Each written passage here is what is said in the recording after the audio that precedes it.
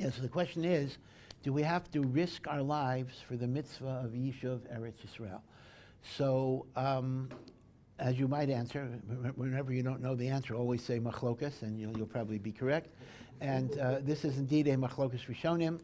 Tosos and Ksuvas, the end of Maseches Ksuvas, talks a lot about the great spiritual merit of living in Eretz Yisrael. And so Tosos discusses the issue, then why doesn't everybody go to Eretz Yisrael today? And he brings from Rav Chaim Cohen, one of the Balei Tosfos, that since the travel to Eretz Yisrael would be sakana, which is not true today, but it literally was physically dangerous, so sakana patters you from the mitzvah of Yishuv Eretz Yisrael. So according to the Shita of Tosas, it's a davar pashat, you're not obligated to risk your life. However, in truth, this gufa depends on the general machlokas, is living in Eretz Yisrael a mitzvah or not? Now let's go both ways. The Ramban, Nachmanides, in Sefer HaMitzvahs, well, the Rambam wrote Sefer HaMitzvahs, but the Ramban wrote commentary on the Sefer HaMitzvahs. So at the end of the Sefer HaMitzvahs of the Rambam, Ramban writes the mitzvahs that he feels the Rambam failed to count. And there are a number of interesting additions, but the most famous addition of the Ramban to the Rambam's list of mitzvahs is the Ramban counts there to be a mitzvah of Yishuv Eretz Yisrael, that according to the Ramban, there's a mitzvah d'oraisa to live in Eretz Yisrael. Now, the Rambam does not count it as a mitzvah, and there's a big machlokes, why not? But the conventional, again, I'm not going to be marich in this totally, just to give you Rashi Prakim, the conventional understanding of Rambam is that he maintains that although it's a wonderful spiritual thing, it is not a mitzvah, it is not a chiyuv, and that's why it's not a mitzvah. Now, la halacha, there's some uncertainty if we paskin like the Rambam or the Ramban. There's a famous letter from the Nesivos HaMishpat that says all people who live in Golos are being somech on the Rambam that Yishuv Eretz Yisrael is not a mitzvah, because if Yishuv Eretz Yisrael would be a mitzvah, we would have to go. Others say no, even like the Ramban, that living in Eretz Yisrael is a mitzvah, you would have a chiyuv, you have heterim not to go for Torah learning, for marriage, for parnas. Okay, so now let's take these two categories, Machlokas Rambam and Ramban, and apply it to the idea of pikuach nefesh. According to Rambam, that Yishuv Eretz Yisrael is not a mitzvah, it's only a great spiritual thing. It's a davar pashut, you wouldn't be chayev to risk your life, because it's not even a mitzvah. But now let's ask the shaila according to Ramban. According to Ramban, it's a mitzvah. But wait a second, even if it's a mitzvah, it's not one of the big three, avodah zarah, gilei raya, shvichas damim. So one might make the argument that Tosas' statement is even according to the Rambam, even according to the Ramban Shita, why am I mechuyev to risk my life to live in Eretz Yisrael, even if it's a mitzvah, but I get relief from that mitzvah because of pikuach nefesh? So that is one position. However, here's the thing. According to the Ramban, it is not only living in Israel, but the actual conquering of the land is considered to be a mitzvah even mizman hazeh. This is why the war to hold on to Eretz Yisrael and the war to protect Eretz Yisrael from enemies, according to the Ramban, is called a milchemes mitzvah, an obligatory war. The Minchas Chinuch says a very interesting svara, that when there's a chiyuv to wage war for something, there is by definition no heter of pikuach nefesh. Because if there would be a heter of pikuach nefesh, then nobody would fight any war. Which means the statement that there's only three aveiros that you got to give your life for, avodah zarah, gilei raya, shvichas damim, is not 100% accurate. There's a fourth case where you are obligated to give your life, and that is when there's a chiyuv to wage war. So the argument goes, according to the Minchas Chinuch, since, like, it's only like the Ramban, and since, like the Ramban, there's an obligation to wage war to conquer Eretz Yisrael, then by definition you no longer have a heter of pikuach nefesh, and you're mechuyev to risk your life. So once again, to summarize this, according to Rambam, for sure, you're not mechuyev to risk your life. According to Ramban, yesh omrim, that even though it's a mitzvah, but it's not one of the big three, so you still have a heter of pikuach nefesh.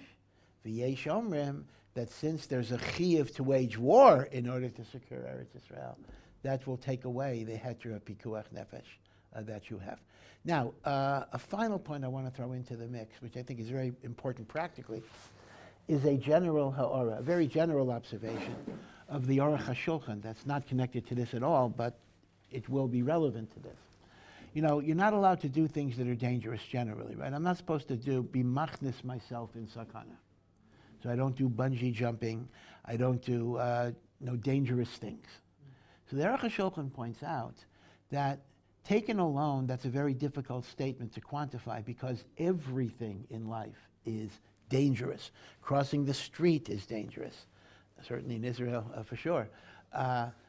Taking a bus, God forbid, unfortunately, can be dangerous. Driving a car can be dangerous. So what do we measure? Like, what do we mean when we say, you're not allowed to do something that puts you in sakana?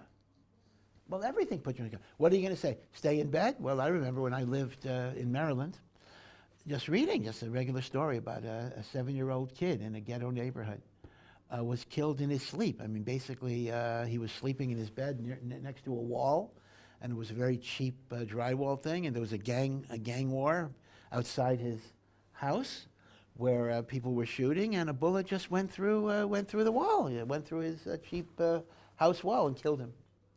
So what are you going to say? Don't do anything, just stay in bed? No guarantee of that either. So the Aruch HaShulchan Tainis, and this is maybe a little circular, that we are allowed to do things that are ordinary, what's called ordinary life.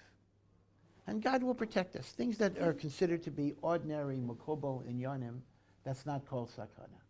So then the Aruch HaShulchan says, anything that is not more dangerous than the ordinary things you do in your life are not nichlal in the prohibition of sakana. So if, for example, driving has a 15% risk, or whatever the risk would be, then anything that's 15% risk is going to be mutter, even if it's an unusual activity. You measure it by the risks that you assume in your life. So here, with Eretz Yisrael in particular, you got to take this into account. You know, people say, the questioner is assuming, can't move to Israel because it's a danger to my life. Well, how dangerous is it?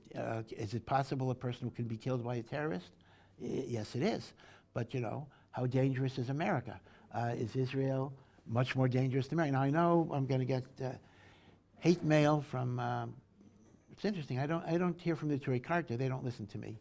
But there is apparently, a little surprising to me, a relatively strong, I'm not going to call it anti-Zionist, maybe that's too strong a word, but anti-Aliyah modern Orthodox group, which to me is very surprising because demographically, you know, modern Orthodox, you know, Zionist, they were big on Aliyah, and they are big on supporting Israel, etc. But, you know, people say, how dare I tell impressionable Bali Tshuva and try to brainwash them, this is the actual quotation, to force them to move to Eretz Yisrael, where their lives are going to be miserable and they're going to live in danger. So just to protect myself, I'm telling you off the bat, I'm not telling you to do anything at all. If you want to have a discussion, you can discuss it with me or with any rabbi, and something to think about. So no brainwashing here. But all I'm saying is the common statement that it's so dangerous to live here, you got to take it into perspective in terms of what you're looking at in the United States, which unfortunately is not as safe as it was. I mean, yesterday, I met a Jewish congressman from Florida who's kind of doing a trip to Israel. And, you know, he's he's a big Trump supporter and politics, you know, he's a politician. And he said himself, not religious really, but very Jewish pride. And he said that Jews are beginning to realize in America that maybe the time has come, that our time is up. In every place in the diaspora, there was always a cheshbon. There was golden ages. Spain was a very good example. before the expulsion in 1492, there had been hundreds and hundreds of years of great, great success in everything, in wealth and political influence. Jews were very, very honored in Spain. And then came the expulsion and the end, and the Inquisition. And this has been a pattern. Even Germany itself, Jews had been very, very prestigious, and then came the Holocaust. So there is a concept that in all of the lands of the Golah, there may be a fertile period, a productive period, a period of honor that then ends. So he told me, I didn't say it to him, he told me that he felt that the period of the Jewish presence in America was going down. Again, I'm not here to be a Navi or even to be alarmist.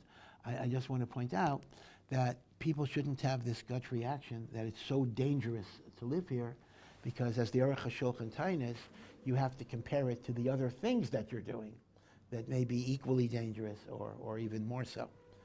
So that's all. No brainwashing, though. Thank you for listening to this Ohr Somayach production. To find out more and to partner in our mission, please visit ohr.edu.